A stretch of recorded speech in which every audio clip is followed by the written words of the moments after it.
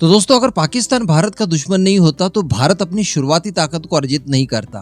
अगर उसके बाद चाइना भारत का दुश्मन नहीं बनता तो भारत अपनी जो अर्जित की हुई ताकत है उसे एडवांस और ज्यादा अपग्रेड करने की कोशिश कभी नहीं करता।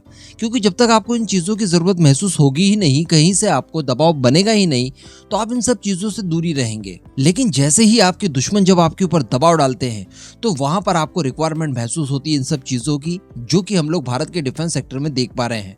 अगर अग्नि 5 मिसाइल बनाने में हम लोग सफल हुए हैं, जो कि बहुत कॉम्प्लिकेटेड काम है, तो इसके पीछे धन्यवाद चाइना को देना चाहिए, क्योंकि उसका दबाव ऐसा था कि भारत को ये बनाना ही पड़ा। भारत के पास इसके अतिरिक्त अन्य कोई भी विकल्प मौजूद नहीं था और फाइनली भारत ने ये सब किया। तो कहने का मतलब अंडर प्रेशर बहुत अच्छा काम किया जा सकता है। अब ऐसे ही कुछ प्रेशर महसूस किया गया भारत की तरफ से साउथ कोरिया को लेकर। देखिए, भारत जहां पर भी कोई फाइटर जेट के टेंडर वगैरह निकलता है, खासकर लाइट वेट की कैटेगरी में, तो भारत अपने एलसी तेजस मार्क 1A को जरूर आगे करता है। मलेशिया वाले केस में देखा, इजिप्ट में देखा और भी कई जगह अर्जेंटीना वगैरह में देखा। लेकिन जो भारत को सबसे ज्यादा उम्मीद थी, यानी कि मलेशिया के अंदर, जहां पर भारत बहुत सारी सुविधाओं के साथ तेजस देने के लिए तैयार था कि आप पेमेंट मत दीजिए, उसके बदले आप हमें फॉर्म ऑयल दे दीजिए, हम आपके यहाँ पर एक एचएएल की फैसिलिटी स्टार्ट करवा देंगे, आपको तेजस के साथ साथ सुखोई 30 MKI का भी मेंटेनेंस वगैरह करके दिया करेंगे। कहने का मतलब भारत की तरफ से बहुत शानदार ऑफर मलेशिया को दिए गए। लोकल मैन्युफैक्चरिंग तक के लिए भारत तैयार था। और तेजस की बात की जाए तो क्वालिटी रिक्वायरमेंट में लास्ट तक हमारा तेजस बना रहा और वही अव्वल रहा। लेकिन साउथ कोरिया का FA-50 वहां पर विनर होता है। इसके पीछे क्या कारण था, जो हम लोगों ने लास्ट में डिस्कशन किया था, वो ये था कि मलेशिया को कॉन्फिडेंस नहीं था भारत की क्षमताओं पर। मलेशिया को ये नहीं पता था कि अगर हम लोग भारत को ऑर्डर प्लेस करते हैं तो क्या भारत हमें जल्द से जल्द या फिर तय समय पर डेडलाइन के साथ हमें ये डिलीवर कर भी पाएगा। क्योंकि भारत के पास मैन्युफैक्चरिंग कैपेबिलिटी उतनी नहीं है कि वो खुद की रिक्वायरमेंट फुलफिल कर ले। एक्सपोर्ट ऑर्डर तो छोड़ दीजिए, अब इसी तरह से एक एक करके ऑर्डर हम लोग हमारे हाथों से नहीं जाने दे सकते। क्योंकि इस तरह की चीज जो आज हमें फेस करने के लिए मिली है, ये इन फ्यूचर अगले किसी कस्टमर के साथ भी फेस करने के लिए मिलेगी।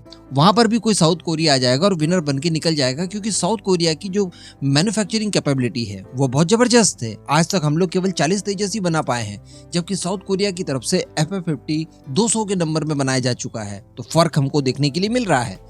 अब यहाँ पर भारत ने सबक ले लिया है और अब भारत ने इसी कमजोर नस को पकड़ते हुए इसका इलाज करने के लिए तैयारी शुरू कर दी है।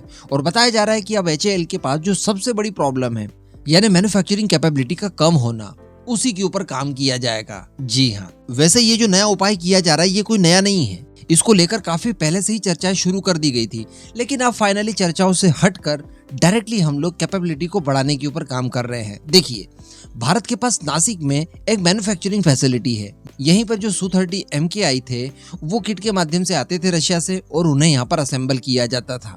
अब हम लोग देख पा रहे हैं कि 272 का जो ऑर्डर दिया गया था Su-30 MKI को लेकर, वो पूरा हो चुका है। HAL जितना काम करना चाह रहा था वो सब कुछ कर दिया है। तो ये जो HAL की फैसिलिटी है ये यूं ही खाली पड़ी हुई थी। अब इसका उपयोग करना था और इसका उपयोग किया जाएगा तेजस की प्रोडक्शन के लिए। जी हाँ, तेजस मार्क 1A के लिए नई मैन्युफैक्चरिंग यूनिट अब नासिक में भी होगी। इससे पहले मैं आपको बता दूं कि भारत के पास 2 अन्य और फैसिलिटीज है जो कि बेंगलुरु में स्थित है और इनकी जो क्षमता है वार्षिक, वो 16 फाइटर जेट की है।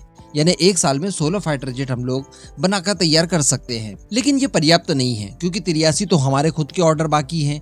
इसके अलावा तेजस के ट्रेनर फाइटर जेट बाकी है और फिर बाद में तेजस मार्क 2 के लिए भी जल्द से जल्द प्रोडक्शन लाइन को खाली करना होगा। तो इस वजह से जो नासिक के अंदर फैसिलिटी मौजूद है, जो इस समय खाली पड़ी हुई है, वहां पर तेजस की मैन्युफैक्चरिंग अब शुरू की जाएगी, जिसके लिए 7 अप्रैल से इसका इनॉग्रेशन किया जाएगा। जी हाँ, पहले केवल कल्पनाएं थी, पहले केवल कहा जा रहा था कि नासिक में हम लोग तेजस को मैन्युफैक्चर कर सकते हैं, हमारे पास फैसिलिटी मौजूद है। लेकिन अब फाइनली इस बात को कंफर्म कर दिया गया है और 7 अप्रैल को इसका इनॉग्रेशन भी हो जाएगा। उसके बाद हर साल 5 की संख्या में यहाँ पर हम लोग फाइटर जेट को मैन्युफैक्चर कर पाएंगे।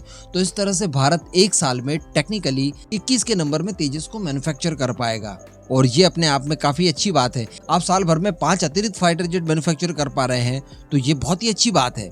इसके अतिरिक्त भी बताया जा रहा है कि 2026 से नासिक के ही नजदीक एक और HAL की फैसिलिटी को तैयार किया जाएगा, जहां पर 70 की संख्या में HTT-40 जो बेसिक ट्रेनर एयरक्राफ्ट है उन्हें बनाने की योजना है। कहने का मतलब HTT-40 के ऑर्डर को लेकर या उसकी मैन्युफैक्चरिंग को लेकर किसी तरह का कोई इम्पैक्ट नहीं पड़ेगा हमारे तेजस के परियोजना के ऊपर। तेजस परियोजना हर साल 21 के नंबर में प्रॉपर बनते रहेंगे। फिर आप कैलकुलेट करके देख लीजिए कितने सालों में हमारे 83 तेजस बनकर तैयार हो जाएंगे। और जो सबसे बड़ी बात निकल कर आई है इसके पीछे, वो एक्सपोर्ट को ध्यान में रखकर ही आई है। इसीलिए मैंने साउथ कोरिया का एग्जांपल दिया, क्योंकि इन फ्यूचर तेजस को लेकर कई सारे स्कोप दिखाई दे रहे होंगे। डेफिनेटली कई सारे देशों के साथ हमारी चर्चाएं चल रही है। रिसेंटली हम लोगों ने देखा कि एक अफ्रीकन देश जिसका नाम बोत्सवाना है, वो भी तेजस चाहता है और उसके पास तो तेजस के अतिरिक्त कोई ऑप्शन भी नहीं है। तो डील काफी ज्यादा कंफर्म लग रही है।